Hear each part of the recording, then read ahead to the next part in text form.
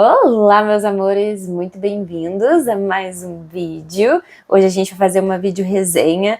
A minha intenção era começar esse ano já fazendo resenhas com livros lidos esse ano para poder ficar, 100%. Todo livro que eu li teve resenha. Porém, hoje é dia 15 e eu ainda não concluí nenhuma leitura.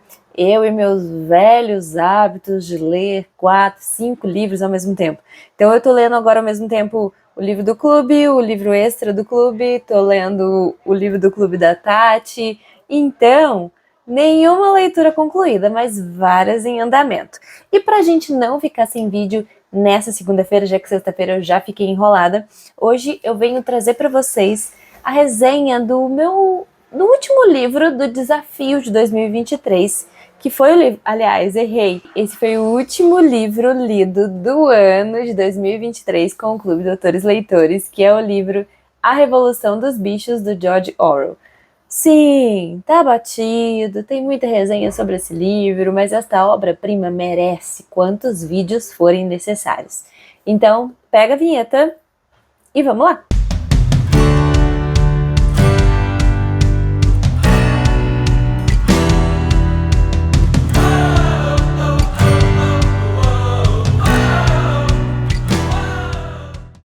Primeiro vamos falar um pouquinho sobre quem é George Orwell, o autor de Revolução dos Bichos. Eu vou deixar essa fotinho dele aqui.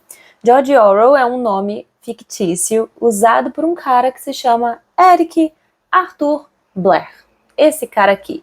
Ele sempre escreveu por pseudônimo porque ele veio de uma família relativamente influente dentro da sociedade inglesa e ele não queria que essas publicações que ele fez, que foram todas com cunhos políticos, interferissem em algo na sua família. Ele foi escritor, crítico e jornalista inglês, nasceu na Índia, mas passou grande parte da vida dele na Inglaterra. Ele veio de uma família abastada, ele estudou nos melhores colégios como o Eton College, porém, por causa de questões financeiras, ele não conseguiu concluir os seus estudos. Já que ele não conseguiu concluir o seu estudo, ele entrou na Polícia Imperial Indiana e acabou servindo na Guerra de Burma, e isso com certeza vai influenciar toda a obra dele. Só após deixar a polícia que Orwell se tornou escritor e jornalista, e os 2 primeiros livros dele, eu vou colar aqui do lado para não esquecer o nome, que é o Dias na Birmânia e Na Pior em Paris e Londres, são consideradas obras semi-autobiográficas, onde ele vai contar um pouquinho da história dele e ele vai falar bastante sobre pobreza, injustiça social e luta de classes. Esse vai ser um tema predominante nas obras do Orwell, como, por exemplo, o livro 1984, que a gente também leu com o clube, que traz o tema de governos totalitários, injustiça social e lutas de classes ali como o top master da leitura. Orwell também lutou na Guerra Civil Espanhola e isso foi crucial para que ele conseguisse desenvolver melhor as suas teorias políticas, tá? Orwell sempre foi um socialista democrático e ele sempre teve uma certa simpatia com a Revolução Russa.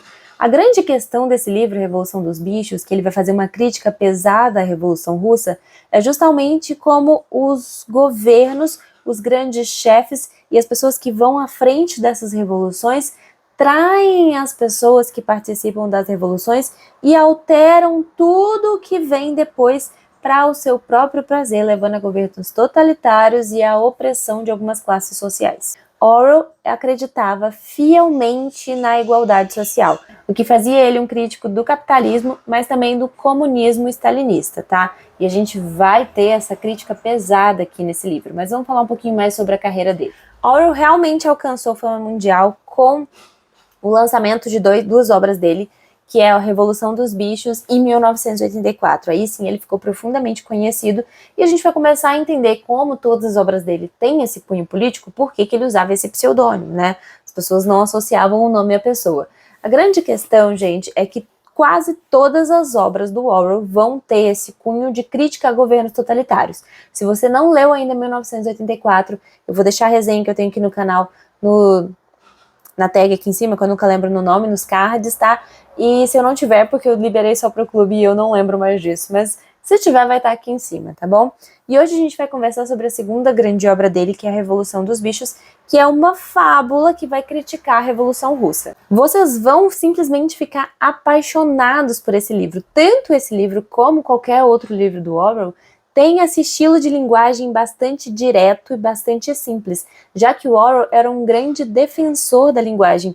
Ele odiava as pessoas que utilizavam, os políticos que utilizavam a linguagem como forma de engambelar, de enrolar as pessoas ao redor.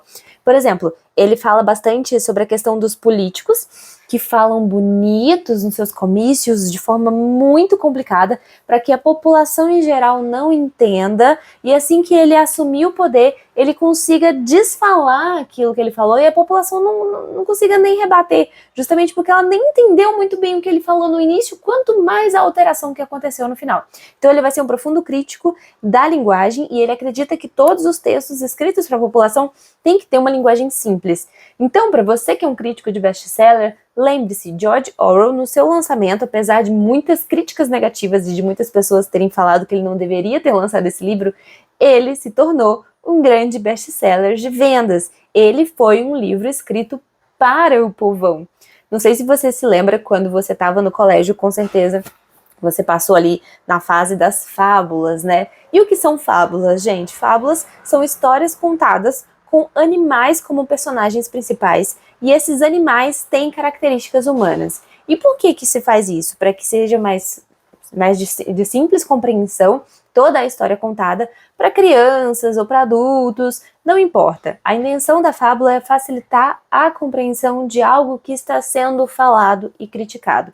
E é isso que a gente vai ter aqui, uma fábula que vai trazer para a gente uma crítica pesada à Revolução Russa com um linguajar bem simples, já que os personagens principais são animais e, como toda fábula, esses animais possuem características humanas. Toda a história vai se passar em uma fazenda que se chama Manor Farm.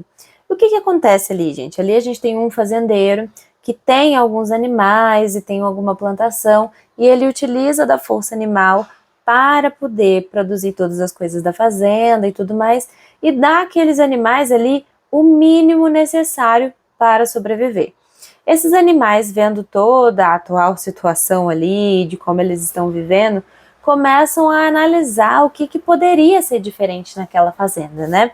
E em determinado momento, esse fazendeiro acaba bebendo bastante, participando de uma farra e acaba deixando esses animais uns 3 dias sem se alimentar.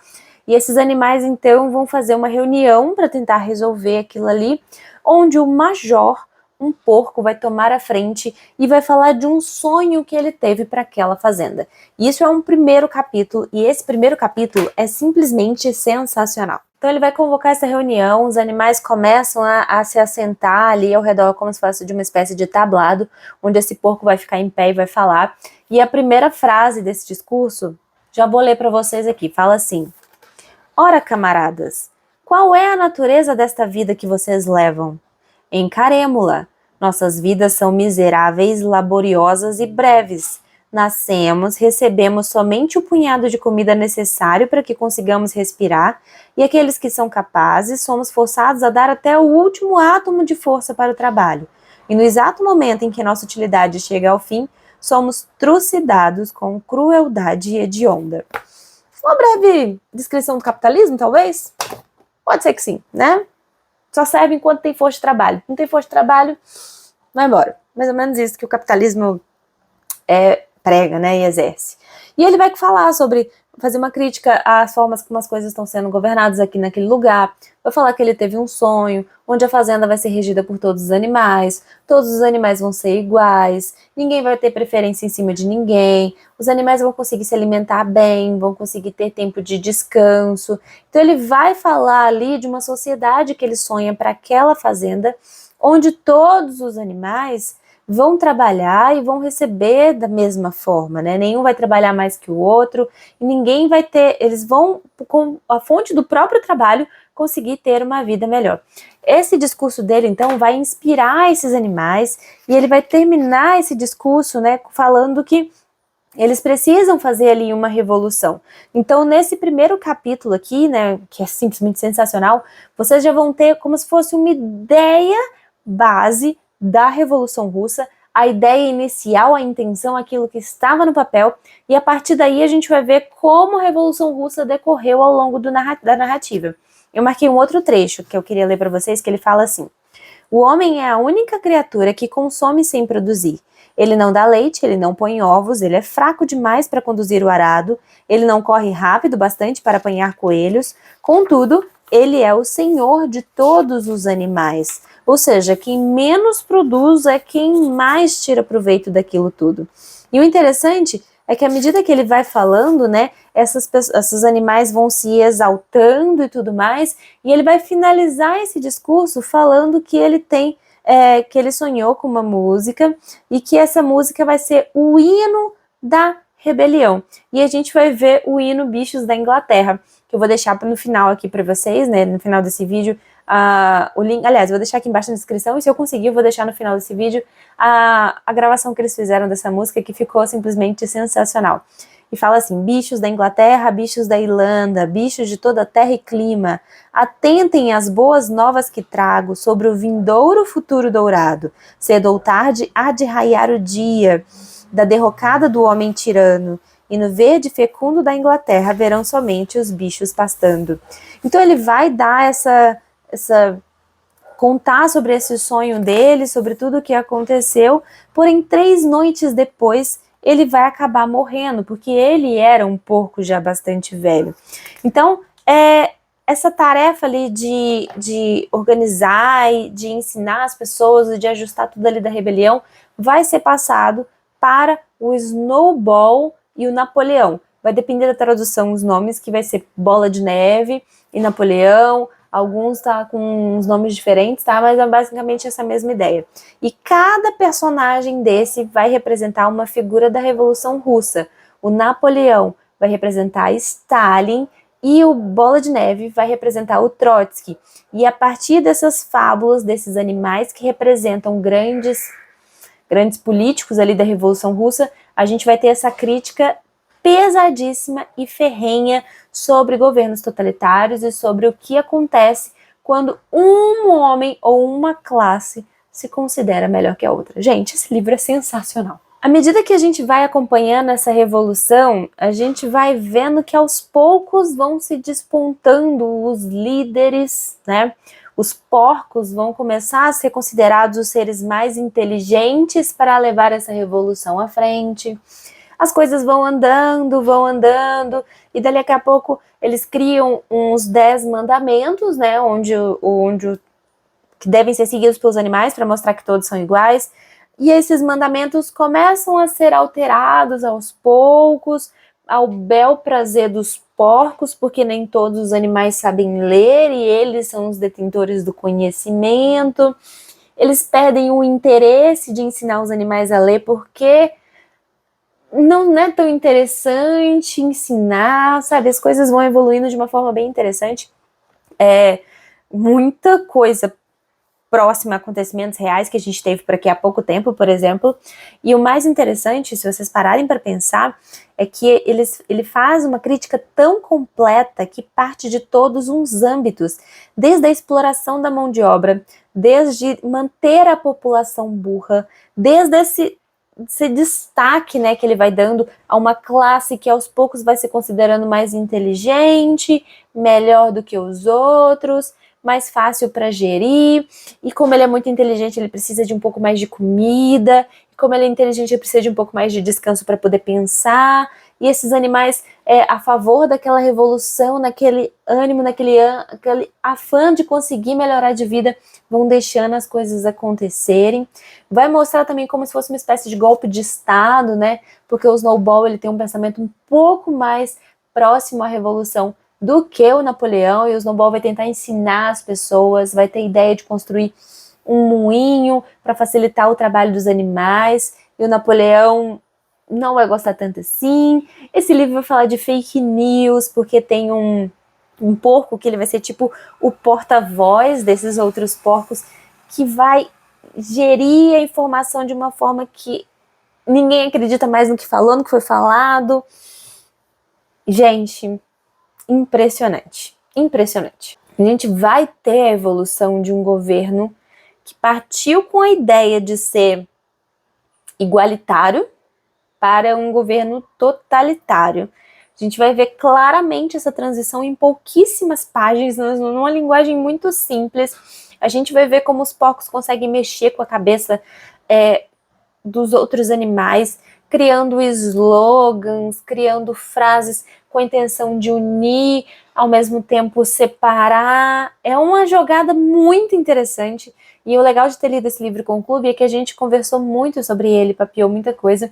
Os livrocasts que eu fui produzindo, eu fui falando de cada detalhe do livro, cada artimanha que os porcos estavam usando ali para poder controlar as pessoas, tomar o poder. Gente, vale muito a pena essa leitura. É um espetáculo. E vale falar, né, gente, que apesar desse livro falar diretamente sobre a Revolução Russa e ser uma crítica sobre esse governo totalitário, esse livro não deixa de ser bem recente, porque ele faz com que a gente abra os olhos bastante para propostas de governos que se dizem democráticas, que se dizem a favor de algumas coisas, que na realidade vêm escondidos ali de autoritarismo, de vários outros problemas, né, com o classicismo.